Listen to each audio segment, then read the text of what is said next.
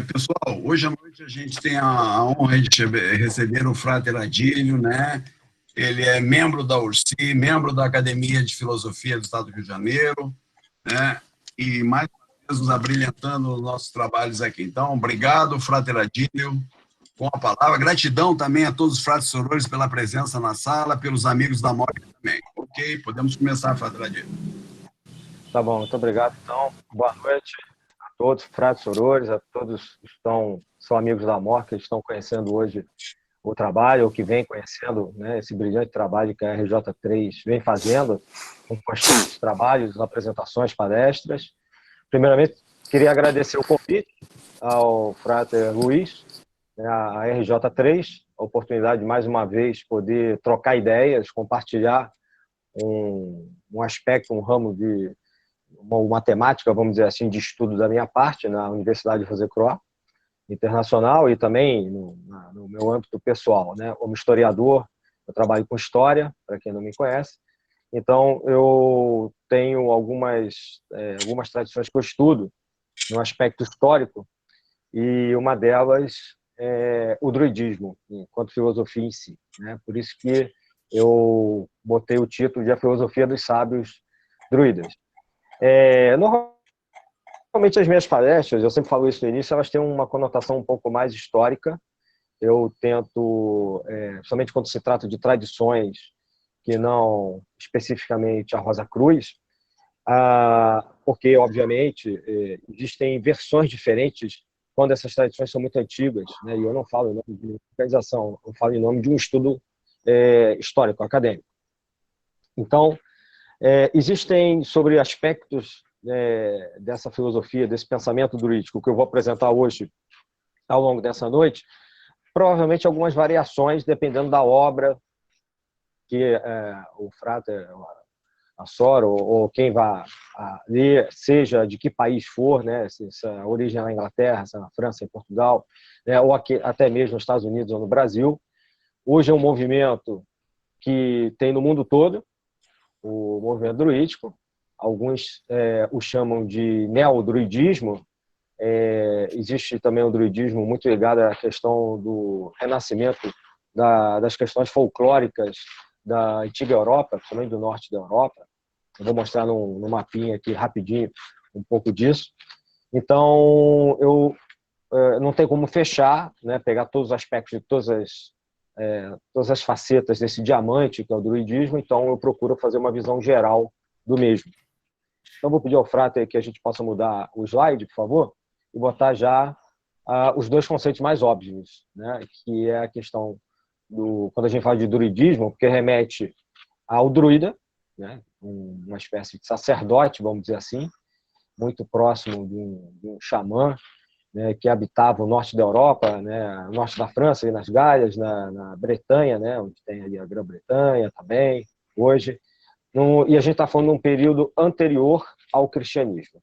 A gente data, pelo menos, entre o século II, né, antes da nossa era, e 2 séculos depois, uma influência muito forte desse pensamento, essa é uma das etimologias aceitas, ou seja, a origem da palavra druida, e viria de deru, que é árvore, carvalho, que é esse desenho que eu coloco à direita, que é considerada a árvore sagrada dos antigos celtas, usada como símbolo dos druidas, o ato metafórico de que é uma árvore de grande durabilidade, muito forte, tanto que portas de igrejas, de castelos, capelas, etc., eram feitas do material dessa árvore. Então, a etimologia, alguns acreditam, a gente aceita, isso viria de deru, weid, que quer dizer visão, né? Ou seja, a visão, obviamente, do mundo espiritual. Então, é o grande vidente, né, e sábio, é o grande sábio, o conhecedor das árvores, porque a gente está falando de um período pré-cristão, um período no qual a gente está com uma outra ideia de pensamento em relação à criação, em relação à natureza. Se vocês quiserem ter uma noção, que eu acho que é bem próximo do que a gente aceita hoje na história, tem um filme de 2004 chamado Rei Arthur, que mostra os celtas, os guerreiros celtas, inclusive o Merlin, né? E vocês vão ver que ali é uma representação que é a mais aceita hoje, como ele parece até um pouco um aborígene, vamos dizer assim, e não aquele, né, uma roupa cheia de estrelinhas, um chapéu pontudo, né, dos desenhos da Disney. Essa representação que mais se aproxima daquilo que a gente entende, provavelmente era a questão, por exemplo, desse tipo de sacerdote.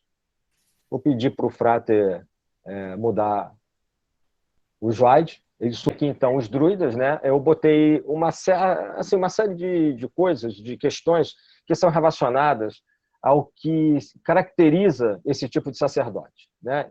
Obviamente que dentro de um grupamento onde existem várias tribos, a gente está falando do celtas especificamente na região ocidental da Europa, a gente tem um tipo de sacerdote que, nesse caso, como a gente já viu a etimologia da palavra, era o encarregado do sagrado, né, da comunicação com o Criador. Eles conduziam sacrifícios públicos e particulares.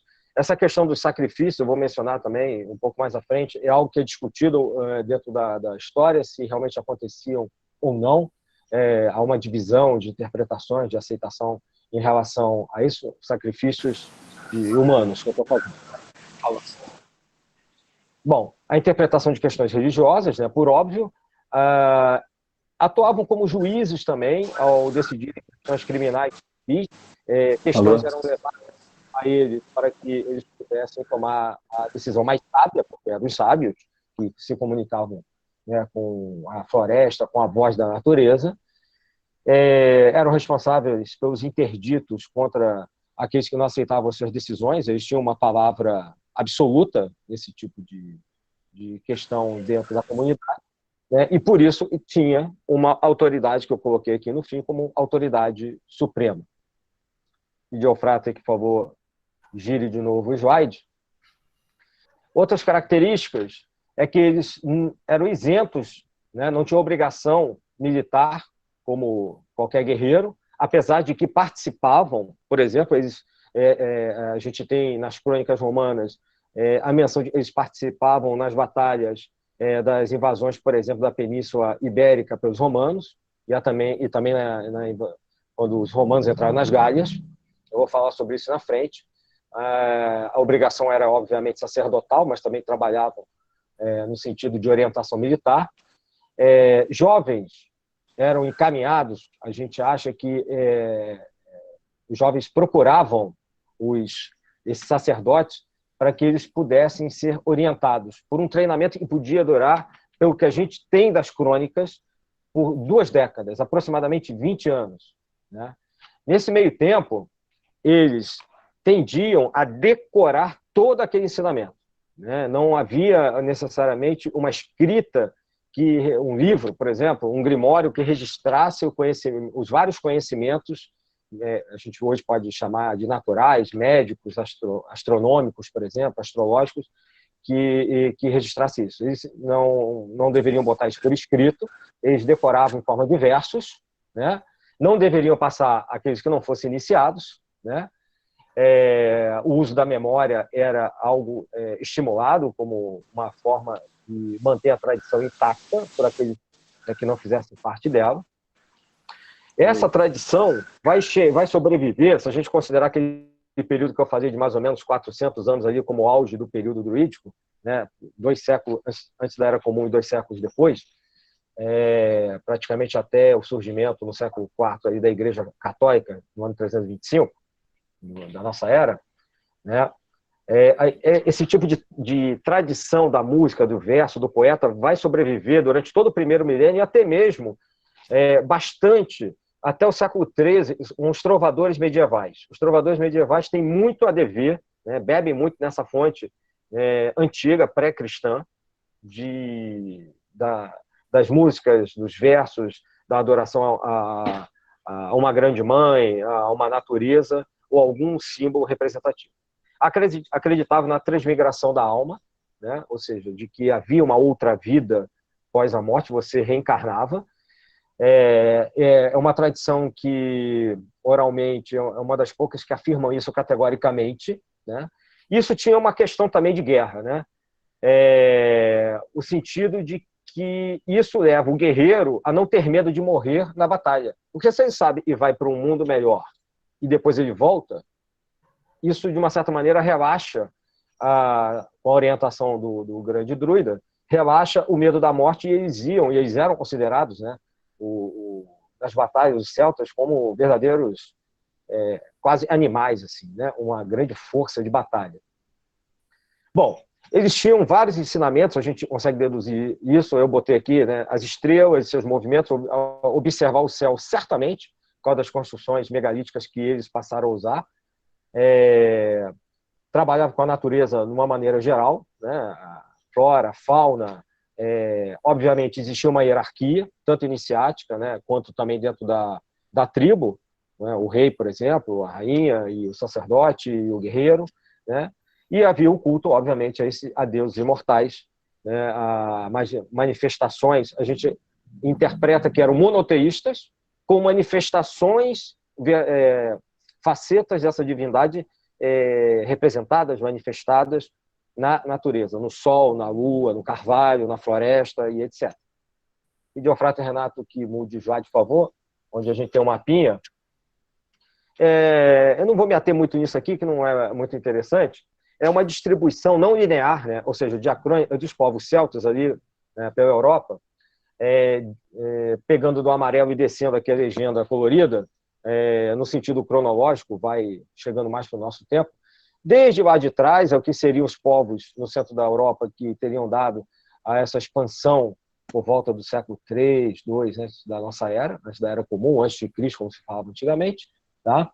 A gente tem está marcada ali a Lusitânia, que é o verde claro. A gente vê hoje, na parte esquerda, onde está Portugal e Espanha, tem a linha branca definida. Mas antes de existir Portugal, existia a Lusitânia, né? Ali a gente tem os povos, né, celtíberos, que são os celtas íberos, dos quais o povo português e todos os demais que daí vêm são descendentes, inclusive, obviamente, em grande parte, o povo brasileiro, né? Existe uma tradição que fala no folclore, no chamado paleo-druidismo, ou antigo druidismo, sobre o qual eu estou falando agora, que é esse druidismo original, né, de existirem 6 nações célticas míticas que deram origem a essa expansão que a gente vê nesse mapa, né? E a gente vê num verde mais escuro, ainda lá para o norte, ali na França e ali onde a gente tem a País de Gales, a Inglaterra, etc., essa influência que continua viva até hoje, inclusive no sentido de manter a língua viva, que ela não morra de vez. Pedir ao Frater que mude, por favor, o slide, onde a gente fala sobre os povos celtas. Celta é uma coisa muito assim, abrangente, né? Celtas são os gauleses, né? São os goidels também, da Escócia, da Irlanda, os bretões, né? Ali na Bretanha, na região da Gália, na França, onde também era chamada de Armórica, os celtíberos, que eu já expliquei aqui, né? Os celtas íberos. Então, não há uma unidade nesse povo, tá? Então, também por isso, existem variações dentro da filosofia, da visão mística que eles tinham da criação. Tá? Não existia uma... Como, por exemplo, no cristianismo, depois da igreja, tentou-se uma unidade dentro daquilo. Né? Isso não existia na questão da filosofia druídica.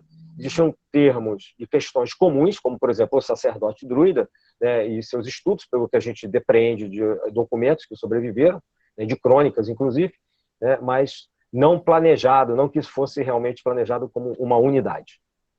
A gente mudando aqui de novo o nosso slide, aqui no primeiro século antes da Era Comum, a gente vai ter o De Bello Gallico do Júlio César, que é um livro escrito por ele, no qual ele trata, né, da invasão das Gálias. Né? Ele, enquanto romano, e a gente tem essa fonte, por mais que seja uma fonte parcial, que é a visão do invasor, né? A gente sempre tem 2 lados, numa invasão, numa guerra, seja lá numa batalha, né? O vencedor e o vencido. Aqui o vencedor nos dá, né, sobreviveu, a descrição de como ele via o povo das Gálias, que nos dá também um certo indício de como essas tribos, como esses povos se dividiam e trabalhavam. Então, o que ele chama de plebe, que é um termo romano, né, que eram os lavradores, artesãos, comerciantes, criadores em geral, os sacerdotes, né, obviamente, e os guerreiros. É até meio parecido com essa ideia, parece as castas indianas, porque esse tipo de ideia era uma ideia da antiguidade, de dividir o povo de acordo com a sua função natural, né?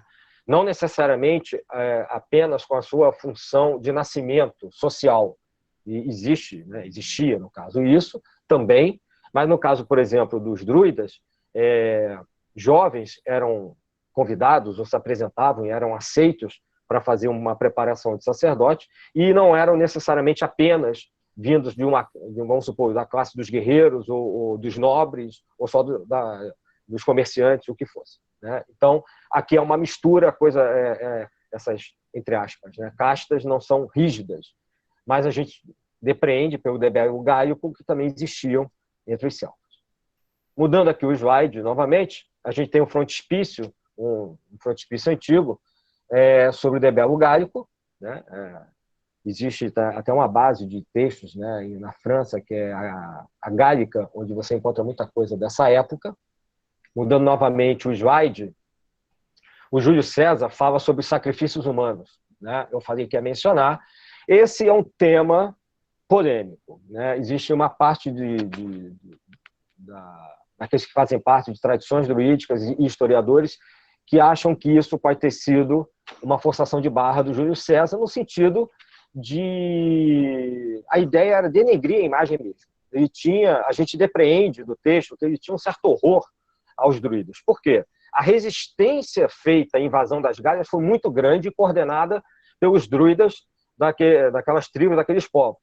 As Gálias, norte da França, tá? Ali dentro daquele mapinha que eu mostrei, tá? Ele pode ter carregado na tinta, né? E essa é uma opção, ou não. Ele pode ter, simplesmente, a partir do que ele observou, né, do que convertidos ao Império Romano falavam, né, ou então daqueles que eram capturados também falavam, ele pode ter simplesmente relatado. Tá? Mas o que ele relata, passando sem um juízo de valor aqui, que existiam sacrifícios humanos, né, que existia uma classe de druidas, que os druidas, eu vou mostrar depois, tinham subdivisões, faziam sacrifícios por exemplo, de pessoas que eram capturadas, né, de outras tribos, ou de romanos, por exemplo, né? Ele diz que os druidas acreditam que os deuses não seriam propícios pela vida de um homem se outra vida não fosse oferecida, né? Então, é como se você oferecesse, diz Júlio César, né, você oferecesse uma vida para que os celtas não perdessem a vida deles, o mínimo possível de vidas fosse perdida numa determinada batalha. Existem livros, inclusive, que tratam, né, já do século XVIII e XIX, imensos homens feitos de madeira, de vime ou de algum outro tipo de árvore, que não o carvalho, que é a árvore sagrada dos druidas, como eu falei. E esses homens eram ocos, né, como se fossem cavalos de Troia, só que ao invés de ser um cavalo, eram homens, né, e não eram de Troia, no caso, né?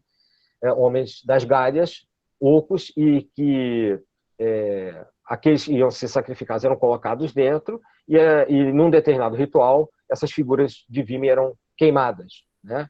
Fossem criminosos, capturados, vítimas, né, quaisquer, segundo Júlio César, de qualquer situação.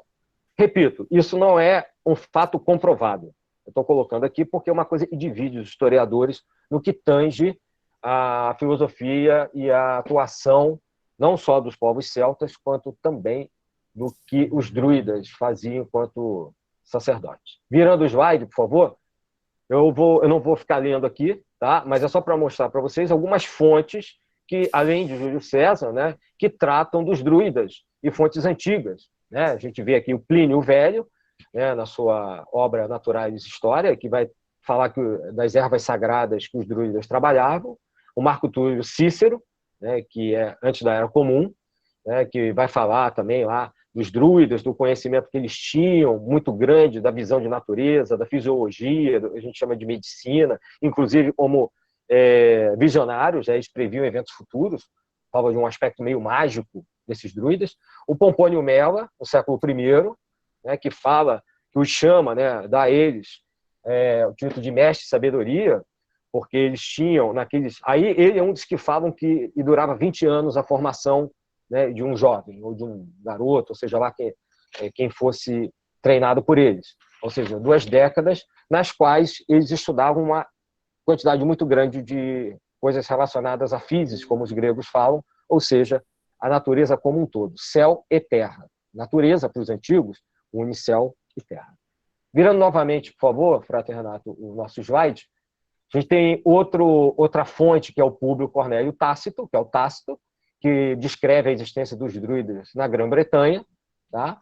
O Estrabão, que é considerado o pai da geografia, né? Ele tem uma obra chamada Geografia, evidentemente, né? E que ele fala dos povos das Gálias, e ele trata já de uma subdivisão, fala de 3 classes, que até hoje, inclusive, várias ordens druídicas mantêm.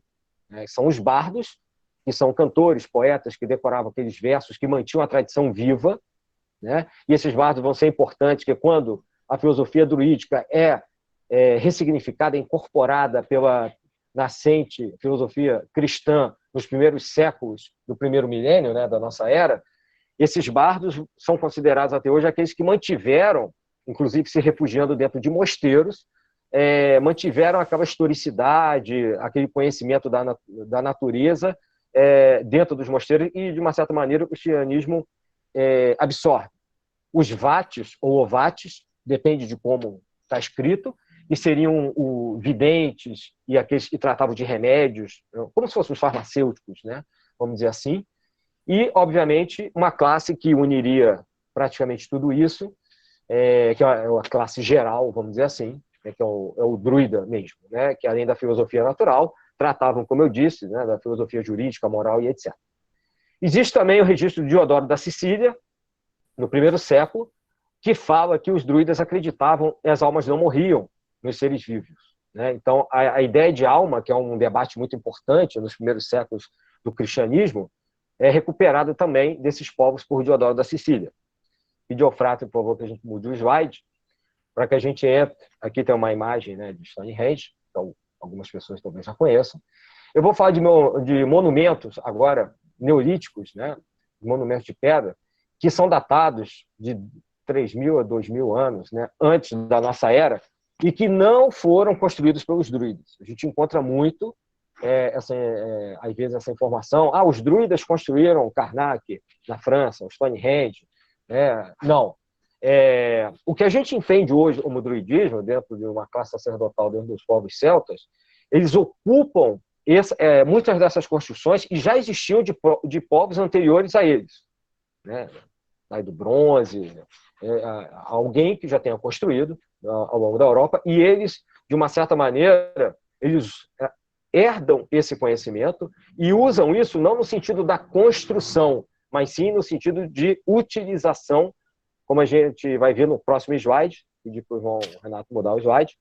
Né? A gente vê aqui, Stonehenge, vou dar um exemplo do que eu estava falando, em 3 momentos. Né?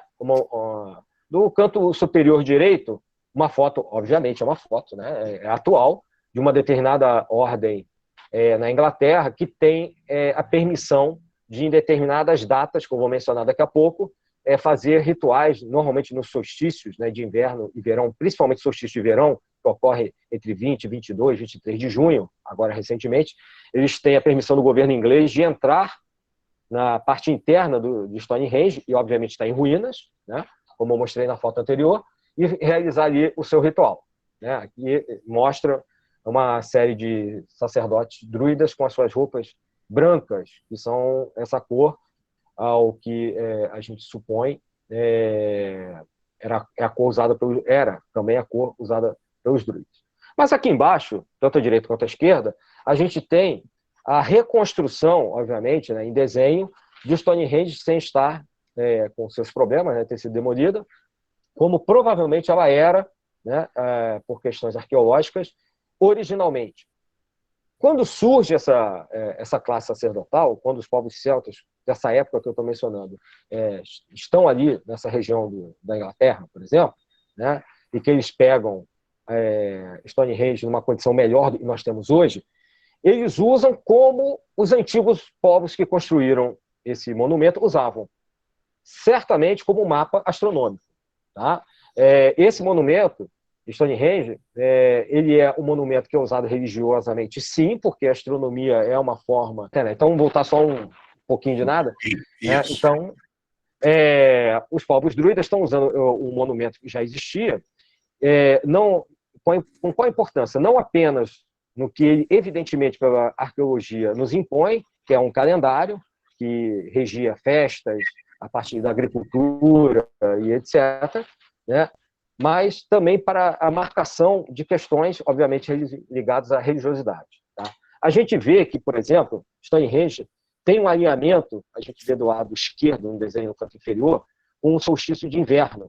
Tá? Então, quando o Sol está no seu ponto mais baixo no ano, a gente tem o menor dia do ano, que é o primeiro dia de inverno, né, chamado solstício de inverno. Tá? Ele tem um alinhamento exatamente passando, como a gente vê, por essa configuração, considerando Stonehenge construída de forma íntegra, né? Não como a gente tem hoje. Apesar de que, né, esse alinhamento também obedece ao solstício de verão, como a gente vê na parte superior ali do desenho, né? Summer Solstice, né? Mesmo com as pedras que estão faltando ou caídas, o alinhamento ainda é percebido. Então, é um calendário astronômico. Por esse calendário, você consegue não só ver as variações, as posições do céu, no céu do Sol ao longo do ano, medindo assim as estações, como também as estações intermediárias, que eu vou mencionar daqui a pouco, e, obviamente, questões de posições das estrelas e da Lua. Existia uma astrologia própria dos druidas, né, que não é a mesma a astrologia que a gente está acostumado hoje modernamente. Tá? Bom, mudando aqui o slide, eu botei aqui em cima para vocês verem o que é um cromlech ou um cromlech. Né? Na parte de cima, a gente tem uma foto de Évora, em Portugal, que são lá em Almendres. O que é um cromlech? É um conjunto de diversos menires, que são pedras pontudas e ficam fincadas, como vocês estão vendo na foto, no chão, disposto em círculos, elipses, retângulos, semicírculos, em estruturas complexas. Tá? Menir quer dizer pedra longa, tá? Como essa que está no canto inferior direito, né? Tem em vários lugares, a gente encontra na França, Espanha, em Portugal, muita gente acha que só tem na França, tem, obviamente, na região do norte da Europa como um todo. Tá? O que a gente percebe com isso? Né? Coincidentemente, aqueles que trabalham com radiestesia, quando vão fazer medições nos menires, ou num conjunto de menires, como, por exemplo, um cromlech, eles percebem variações telúricas, energias da Terra. Tá? Normalmente, nesses pontos, há uma maior concentração de energia. Então, existem não só questões de medição radiestésica, mas, por exemplo, eles sabiam de lugares que não eram marcados com pedras grandes. Essas pedras podem ter 2, 3, 4, 5 metros de altura, tá? Por mais que pareçam... Aqui dá para, no canto inferior direito, dá para comparar com um pouco, apesar da perspectiva, do problema de perspectiva, com a árvore no fundo. Dá para ver que não é algo muito pequeno. Tá? Então, eles sabiam que eram lugares onde havia cruzamento de energias, e dependendo do tipo de energia que estivesse ali, relacionada a um determinado veio de água, um determinado planeta também, aquela energia não só amplificava a energia da pessoa que ficasse sobre aquele ponto, como podia drenar a energia da pessoa que ficava naquele ponto. Então, existe alguns membros de organizações na Europa contam uma história de que quando um celta queria, antes de começar uma batalha, os dois representantes dos dois lados se encontravam num campo, aberto entre os dois exércitos. A gente vê isso até nos filmes, em pinturas, etc. Diz-se, eles falam uma brincadeira, que os celtas gostavam de posicionar os seus inimigos, ou o guerreiro principal, ou quem fosse ali, o rei da outra tribo, etc., quem fosse representar, e que não fosse necessariamente um grande conhecedor desse terrorismo, colocá-lo sobre um determinado ponto que era escolhido, que era com antecedência medido, no qual a energia, se a pessoa ficasse muito tempo sobre aquele ponto, ela ia se sentir fraca, desvanecida, e isso acontece realmente. Então, aquela ideia de abraçar árvores vem dessa época. Eles consideram que as árvores puxam a energia da Terra, e puxam também a energia do céu. né? Por isso que o carvalho é um símbolo sagrado para eles. Artificialmente, vamos dizer assim, eles faziam isso com os menires, com essas agulhas de acupuntura da terra, né? Que serviam tanto para uma marcação de excesso de energia quanto de falta de energia. No canto inferior esquerdo, a gente vê, ali nessa mesma região de erva, uma pedra com sulcos, com buracos. O que a gente supõe, pela arqueologia, que bastões de madeira eram colocados ali como relógios de sol para ver, ao longo do ano, a posição do sol ao longo do seu caminhar no céu. Bom, mudando o slide, por favor, irmão Frater Renato. A gente vê aqui um alinhamento famoso, que é o de Karnak, na França. Parecem pistas parece assim, uma pista de aeroporto, um alinhamento de pequenos menires, tá? Esses são pequenininhos, bem compridos, que ficam nessa região, que também são de alguns milênios antes da nossa era. E mudando, novamente, o slide, duas curiosidades para vocês, até porque, principalmente uma delas, tem a ver com o fechamento da minha fala. No Brasil, nós temos um dolmen. O que é um dolmen? Está aqui do lado direito, né? Foi encontrado em Goiás. Dolmen é chamado de mesa de pedra. Tá? É um monumento megalítico, normalmente tumular. A gente não, os arqueólogos, né? Sou arqueólogo, sou historiador, mas se atribui que ali eram colocados figuras importantes, colocadas figuras de relevo, e que essa mesa de pedra era construída, são 2, 3, 4 pedras gigantescas de várias toneladas com outra sobreposta, como dá para ver aí, né? Bom, existem dolmens, que é o nome que se dá a essa formação. Vocês vão perceber que alinhamento é uma coisa, né? Menir, que é aquela ponta, é outra. Dolmen, que é essa mesa que tem um tetozinho, é outra, né? São formações de pedra diferentes. Existe, como eu botei aqui, a gente encontra isso em vários lugares, na Europa Central, na África, na Índia, obviamente, né, na Península Ibérica, né, na França, no norte da Europa, e inclusive no Brasil. Tá?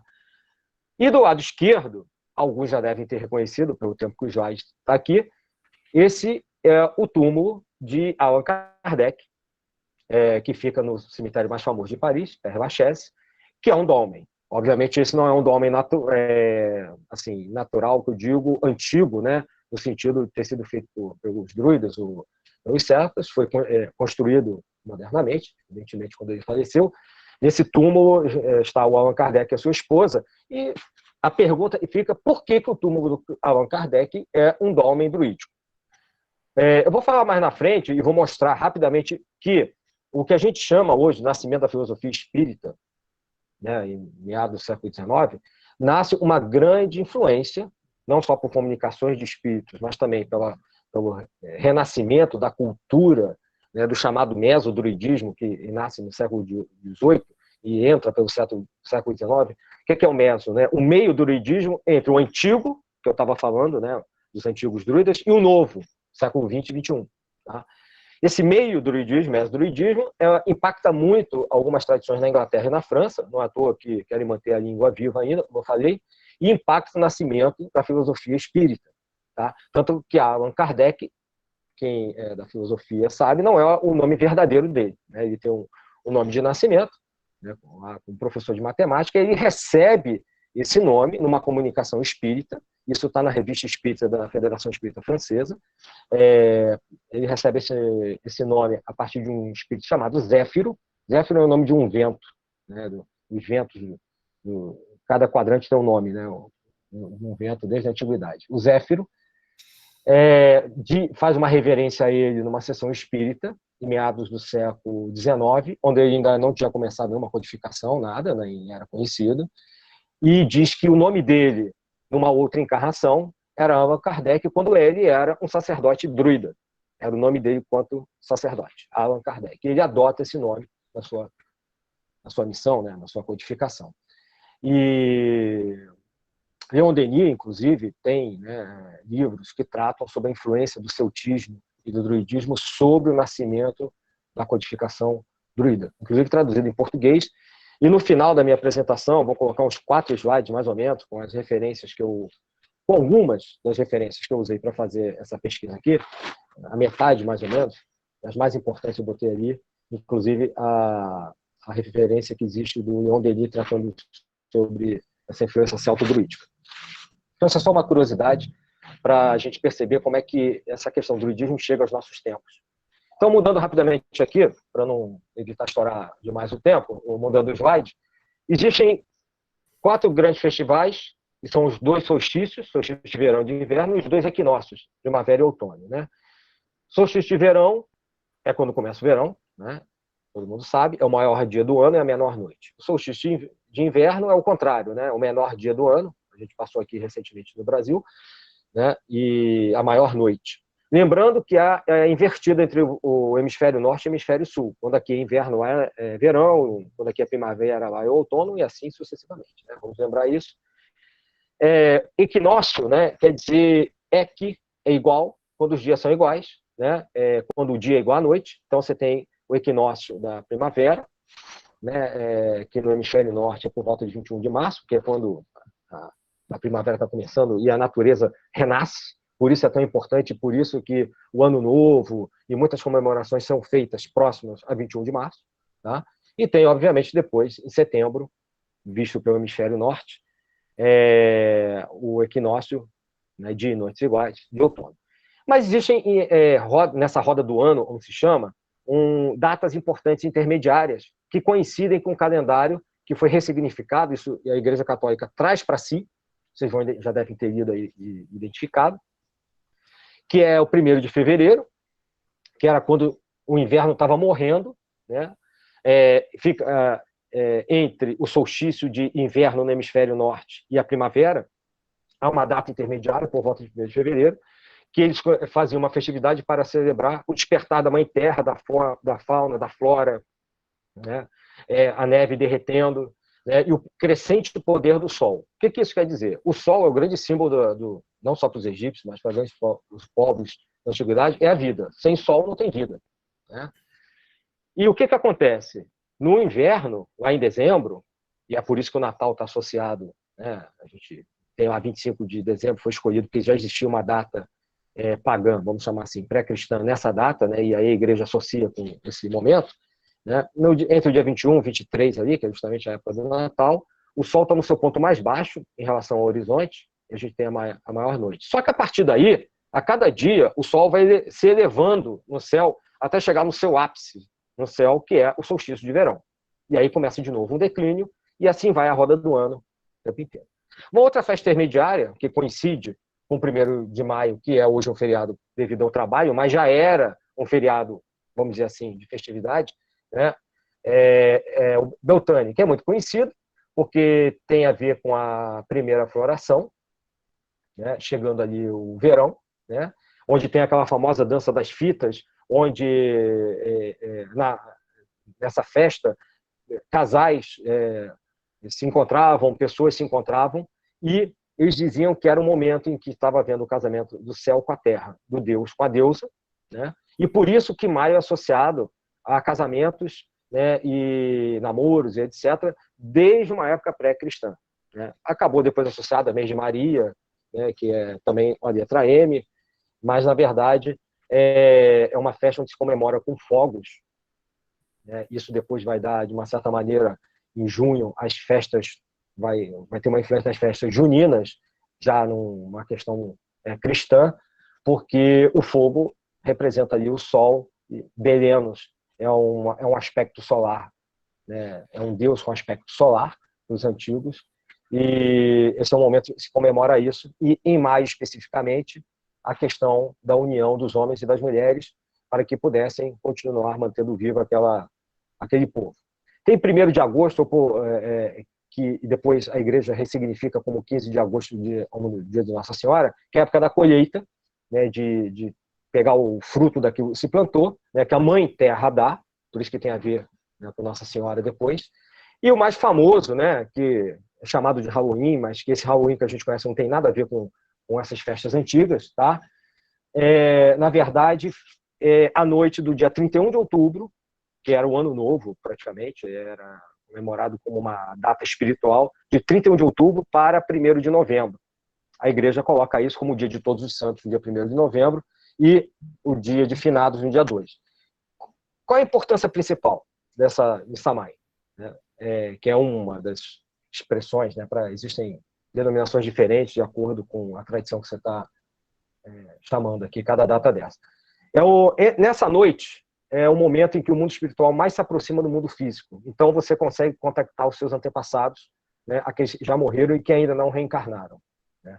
Por isso que depois do Halloween vira a história de fantasma, caveira, que isso é uma simplificação de algo que era uma festividade onde havia uma comunicação com os antigos, né? Que era, o que tudo indica, por aquelas crônicas que eu já mostrei, algo que, de uma certa maneira, vai vir de encontro com a codificação de Kardec no século XIX também, né? No intuito de você contactar um outro mundo para conseguir uma informação e uma sabedoria. Bom, mudando aqui o slide, né? Os 8 festivais, os solstícios e equinócios inseridos aqui numa estrela de 8 pontas. Então, 4 principais, solstícios e equinócios, e 4 intermediários, né? Como eu mencionei antes. Mudando novamente, então, o slide. Bom, como eu disse, esses sacerdotes, eles tinham subdivisões. As que a gente consegue saber são essas que estão aqui. Os vácios, que seriam os encarregados daqueles sacrifícios que eu já mencionei. Os saronidos, né, provavelmente dito assim, né, encarregados da educação e do cultivo das ciências como um todo. Os bardos, como eu já expliquei antes, né, que mantinham as virtudes e a tradição. Aqueles adivinhos que previam o futuro, a questão de prever o futuro, isso é comum em povos de todos os lugares do mundo, né? E os causídicos, que é aquele tipo de druida que, inspirado, ao invés de prever o futuro, ou de estudar, por exemplo, as plantas, ou o céu, como se fosse um astrólogo, por exemplo, administrava a justiça. Então, cada um tinha um dom. Apesar de ele ter a iniciação, ter completado a formação, ele usava uma característica dele para se especializar, vamos dizer assim, e dentro daquele clã ou daquela tribo ser chamado quando necessário. Mudando novamente aqui o slide, modernamente a gente encontra no neodruidismo a divisão que está aqui. O neófito é chamado de marcassim, aí quando você já está há algum tempo estudando é chamado de discípulo, quando você é aceito na tradição druídica. Existem aqueles que se tornam bardos, mantenedores da tradição, como aconteceu, como eu falei, né, depois que a tradição praticamente desapareceu e foi absorvida pelo cristianismo, e eles normalmente são homenageados primeiro por isso. Os ovates, ou vates, né, que tem a ver com a adivinhação e com a parte farmacêutica. Um pré-druida, vamos dizer assim, algumas tradições trabalham com isso, outras não, que é o Elbage, e a formação final que reúne tudo, que é o druida em si. A gente vê aqui uma representação, um desenho bonito até, né, de um bardo. O bardo, normalmente, ele é um artista, ele não só é um poeta, um trovador, mas ele normalmente é associado também à música das esferas, à música em si, por isso que ele está segurando uma harpa, que é um instrumento sagrado, né, é considerado um instrumento que transmite notas celestes. Então, ele fazia os seus versos, como os trovadores medievais, segurando, como existia também uma pequena harpa lá na Grécia, entre os romanos, etc., entre os celtas existiam as grandes harpas, que são do tamanho de uma pessoa, né? Quem escuta a Lorena McKenzie já deve ter ouvido ela tocando harpa. É mais ou menos essa tradição. E a gente está falando aqui do século XVIII, é o frontispício de uma obra, tá? Que trata de bardos, de Edward Jones, né? E que a gente vê que se existe uma obra tratando disso, existe uma representação artística, porque essa tradição era importante naquele século. Em 1717, nasce a primeira ordem, vamos chamar de ordem moderna, que é a Druid Order, na Inglaterra. Tá?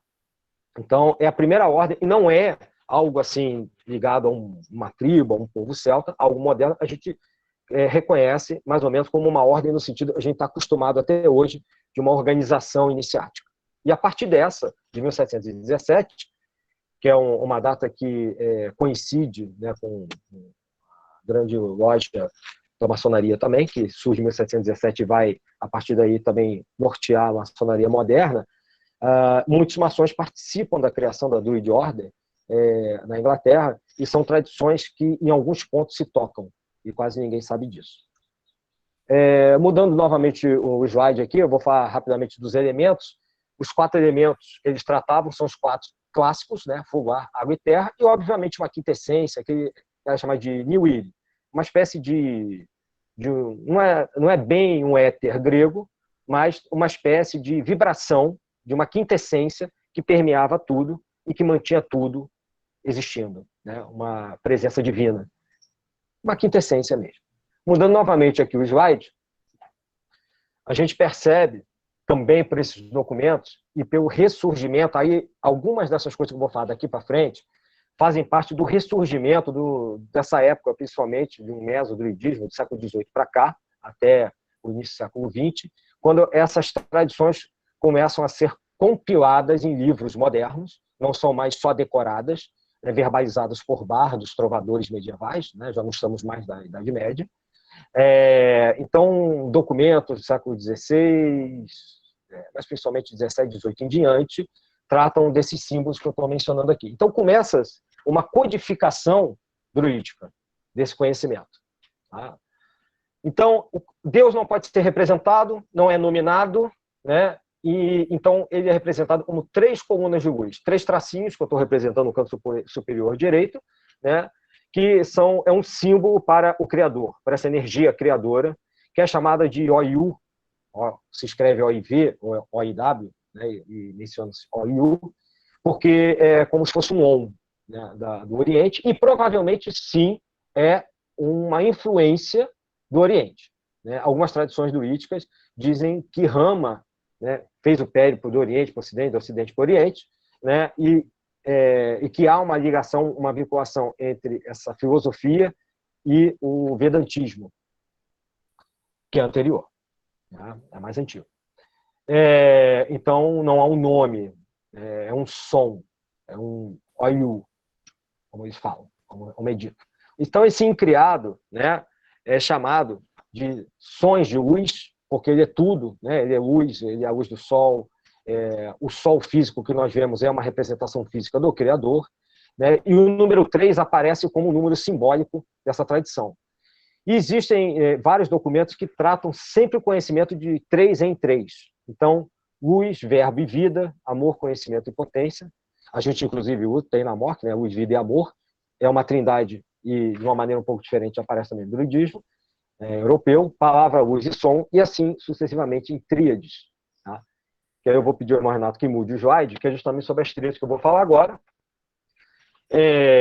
Existe um conjunto de conhecimentos inversos, chamados tríades, que é o resumo da tradição.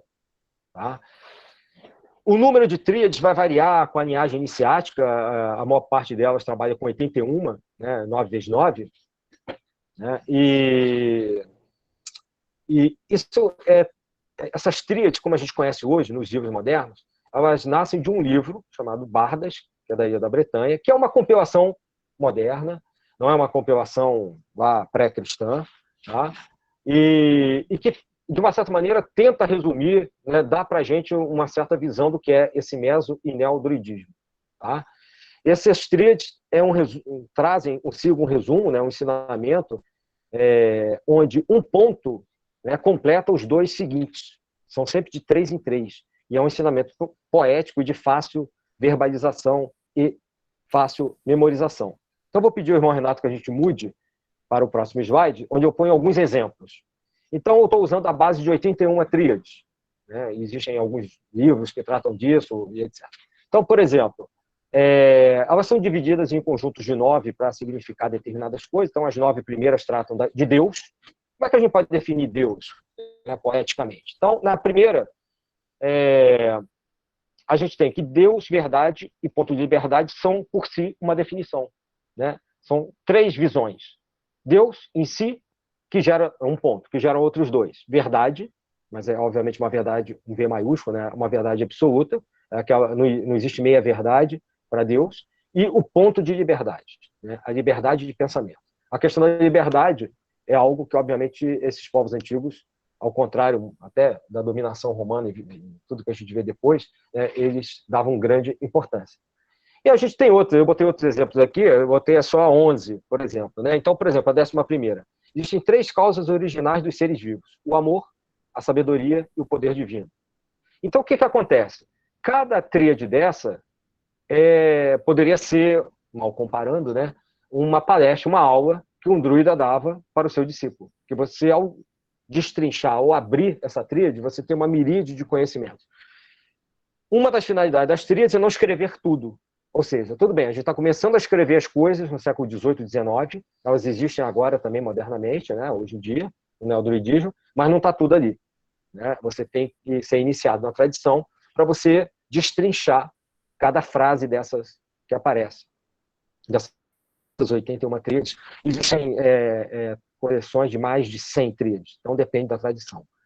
Mudando aí novamente o slide, para a gente ir caminhando mais por fim, né, é uma visão cosmológica que foi herdada da antiguidade para a criação, né, e que se reflete um pouco na visão, a gente vê isso depois, um pouco na visão não só do moderno, né, espiritismo, mas também no século XIII dos trovadores medievais, né, quando entra em evidência o mito do rei Arthur. Então, existem 3 círculos concêntricos que representam a criação. Tá? Existe o Kelgan, que é o todo, a criação. Imagina, o universo teve um Big Bang, ele foi criado pelo inominável. Né? Então, existe o universo como um todo. E existe uma representação matemática de relação uns outros, né? Que é sempre de 9 em 9. Então, vamos chamar de 81 o diâmetro, não importa qual seja a unidade, milímetro, centímetro, é só como representação numérica. O primeiro círculo, que abrange tudo. É o tudo, o todo, presente em todos os lugares, é o círculo sem centro, sem um ponto central. Existe um mundo, um círculo, chamado círculo das migrações, ou seja, das reencarnações, é chamado de Abred, né? Onde todos nós nascemos e morremos, até que, quando nós conseguimos atingir uma perfeição espiritual, a gente atinge um mundo, que é o mundo branco, Gwynwyd, que vem de branco, Gwen, né, que dá origem ao nome, né, de Guinevere, nos mitos arturianos, Wyd, mundo. Né? Esse círculo de plenitude é onde estão os espíritos evoluídos, aqueles que já não precisam mais reencarnar. Eles tinham essa visão, né, ao que tudo indica. E essa visão é mantida até hoje nas tradições druídicas, e a gente percebe isso, vem de encontro a muito do que a gente fala, inclusive na questão de que a gente tem um karma, né, e a gente vai consumindo isso, vai se melhorando, até que a gente vá para um determinado plano, onde a gente tem os mestres, ou chame mestre da fraternidade branca, ou um momento onde a gente não precisa mais reencarnar, mas trabalha para que esse mundo em Abred melhore e os demais também não precisem mais reencarnar. Então, mudando o slide, vou falar rapidamente aqui do número 9, que a gente viu ali, 81, 27, 9, porque o número 3 é a base dessa tradição, e a gente trata de 3 mundos, né, sempre manifestados de 3 em 3. 3 vezes 3 dá o número 9. Isso é herdado, inclusive, pelos templários, né, que trazem no número 9 um dos seus números místicos, né, 9 cavaleiros que fundam, né, a ordem. Quando eu falei dos templários, eu mencionei isso, já lembrando, né, que depois eu falaria sobre o druidismo e ia juntar, né, as duas palestras. Né, durante 9 anos, os templários ficam sob o antigo templo de Salomão, e etc., que é uma mística, mas é sempre no número 9. Por causa disso, né, existem 3 mundos básicos que se manifestam em forma tríade, e o produto disso em 3 mundos dá o número 9. É um número importante também na cosmogonia druídica, porque existe a lenda das 9 filhas de Belenos, né? Ou seja, as 9 filhas da virtude, estão listadas aqui embaixo, né, do lado esquerdo, né, e que, de uma certa maneira, orientam as 81 tríades. É como se cada conjunto de 9 tríades fosse destinada, e no fundo, na coleção de 81 cada conjunto de 9 está nessa sequência destinada a cada uma dessas virtudes listadas aí. Então, 9 virtudes vezes 9 grupos de tríades dão 81. Mudando o slide, agora falando rapidamente aqui da questão dos símbolos, que é muita informação, existem vários símbolos que associam a esses povos antigos que a gente conhece hoje. Vocês vão ver aí, né, vários deles. A gente tem, na segunda linha, no canto esquerdo, uma cruz, que é chamada de cruz celta cristã, né, que é uma cruz com um círculo solar ali no meio. Em cima dessa cruz celta, a gente vê um símbolo que parece o símbolo do antigo Banco Unibanco, e é mesmo. Né? Vocês vão ver que, na grande parte, eles têm, não todos, mas em grande parte, eles têm 3 pontas, por causa da trindade que eu mencionei antes. Tá? Esses símbolos, que são 3 espirais, 3 pontas, 3 raios, é chamado de triskel ou triskele, modernamente, que são símbolos que representam o movimento perpétuo da criação. Tudo está em constante movimento, por isso que tudo vibra, né? Por isso que Niuiri, a quinta essência, é o símbolo que, como Pitágoras já falava, da harmonia das esferas, tudo está em constante movimento, nada para, né? Porque há a presença de Deus em tudo, do Criador em tudo, e Deus não morre. Deus é onipotente, onipresente também, se a gente for usar uma linguagem atual, mas, de uma certa maneira, é o que eles estão querendo representar aqui também. Tá? Alguns desses símbolos, eles lembram, sim, uma suástica, como no budismo também, e não tem absolutamente nada a ver com a suástica nazista. Como, por exemplo, na última linha à esquerda. Tá? É uma estilização da suástica que é encontrada. Esses símbolos estão gravados em pedra, tá? Por isso que a gente sabe. São datados daquela época que eu mencionei, gravados em pedra. Tá bom? E são usados até hoje como símbolos de meditação, iniciação e etc. Só pontuando que a suástica, no sentido invertido que é também usado pelos nazistas, é um símbolo muito mais antigo. Tá? Bom, mudando aqui o slide, a gente tem uma representação muito comum, que é uma cruz de braços iguais, né?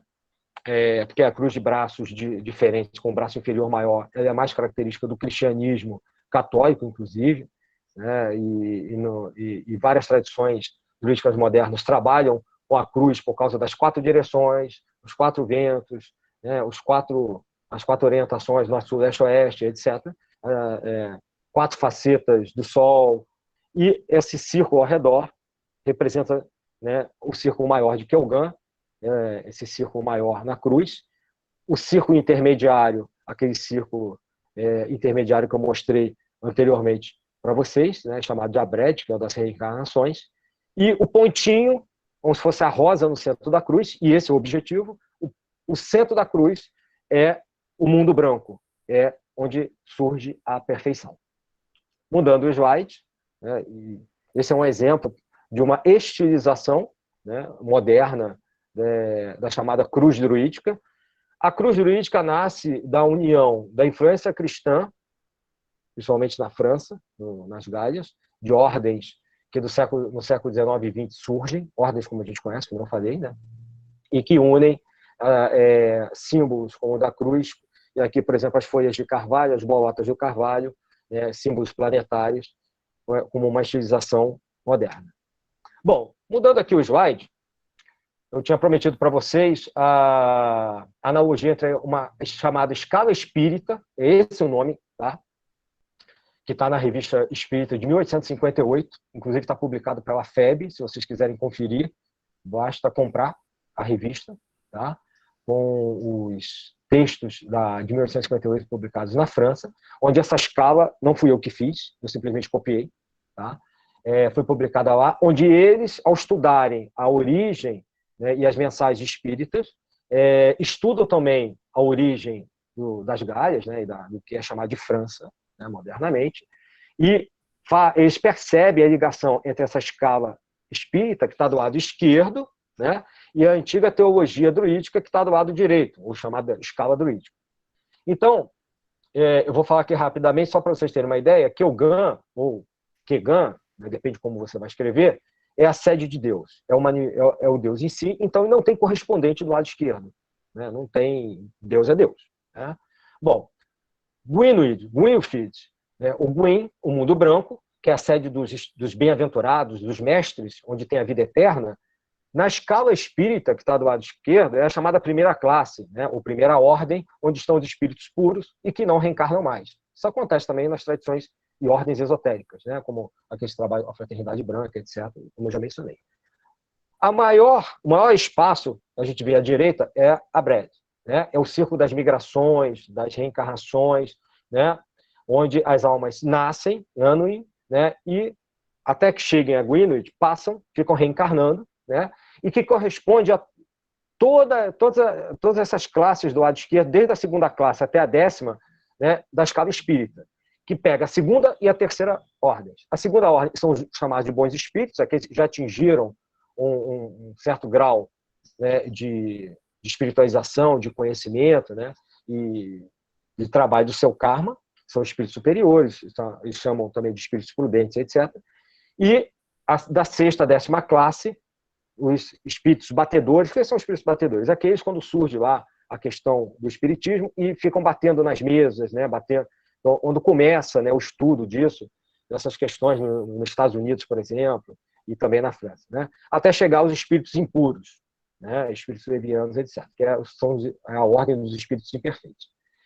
O Unwin, que eu nem mencionei antes, porque não tem um posicionamento naqueles 3 círculos, é o ponto de partida da alma. Deus existe, ele é o Criador, é o onipotente, ele cria tudo a partir de um ponto de si mesmo, né? Um ponto que não está em ponto nenhum, é chamado nada, o abismo, né? Existe até uma certa correspondência com o abismo, muito de leve com a questão cabalística, mas não é o mesmo abismo. Tá? O Unwin, que representa esse ponto de onde tudo surge, mas que está dentro de Deus. Então, é interessante, né? Vocês vão encontrar vários estudos, aqueles que professem a religião espírita, ou que queiram simplesmente entender o nascimento dela e parte de sua filosofia, vocês vão encontrar vários estudos ainda hoje, mas lá no início da codificação, inclusive nas publicações da Federação Espírita lá na França, várias relações, vários estudos entre esse antigo druidismo e o nascente espiritismo. Então, por fim, mudando aqui a conclusão, o slide, né, fazendo um fechamento, é claro, né, fica mais ou menos óbvio que é uma fonte de profunda sabedoria espiritual, está ressignificado hoje, né, como neodruidismo, é motivo de estudo para se compreender bem a origem dos princípios da espiritualidade europeia, da qual nós somos herdeiros também, né? Existem relações históricas e filosóficas com o espiritismo moderno, né, algo que a ciência das religiões estuda, como eu já mencionei. Essas doutrinas espirituais permanecem vivas no século XXI e existe uma chamada ressurgência, que é o chamado neodruidismo, uma miríade de tradições, de ordens neodruídicas na França, na Inglaterra, em Portugal, Estados Unidos, Brasil e etc. Mudando aqui o slide, eu coloco um fechamento também, como está descrito aí, organizações iniciáticas sérias, como a MORC, mantém a chama do conhecimento, que é a tradição primordial, que os druidas nos transmitiram, levando o verdadeiro misticismo aos corações dos buscadores sinceros. De uma certa maneira, tudo isso que a gente está vendo aqui, mesmo do druidismo pré-cristão, é uma manifestação da tradição primordial, como a gente trabalha e estuda em algumas organizações, como, claro, a nossa querida MORC. Mudando aqui o slide, eu coloco uma tríade irlandesa, que eu acho muito bonita. Como eu disse, existem algumas diferenças na composição das tríades entre a Inglaterra, a França, a Ilha de Gales, a Irlanda. Eu acho essa bonita e termino com ela. 3 velas que iluminam qualquer escuridão. São elas, né? A verdade, a natureza e o conhecimento. Bom, mudando o slide, eu vou colocar aqui 4 slides e são as referências, não são todas, é parte das referências, inclusive na primeira, eu já coloco para vocês aqui 3 obras do Kardec, a Revista Espírita de 1858, de onde eu copiei aquela tabela. Em cima tem um livro do Leon Denis, que vocês podem comprar, que tem interesse, O Gênio Céltico do Mundo Invisível, onde o Leon Denis explica também essa questão, tem as obras póstumas e o Principiante Espírito e tal. Né? E o slide seguinte também, onde está número 2, tem algumas outras obras que a gente encontra aqui no Brasil. Essas eu considero algumas das melhores, tem muita coisa copiada de qualquer maneira, escrita aqui. Mudando o slide para o 3, né? Também eu coloco alguns aqui que tratam da Grande Mãe, né? Alguns desses livros são eminentemente históricos, outros são históricos e místicos. Tá? Se forem comprar depois, vão poder perceber isso pelo próprio título, muitas das vezes. Tá? Mudando novamente o slide por vir, né? Algumas obras em inglês que tratam modernamente sobre os druidas e celtas. E eu gosto muito dos livros que existem na editora Zéfiro, em Portugal. São livros atualizados e que tratam do tema.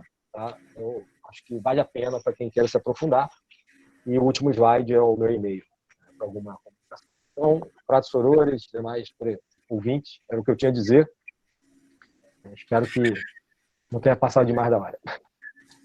Obrigado, Luiz.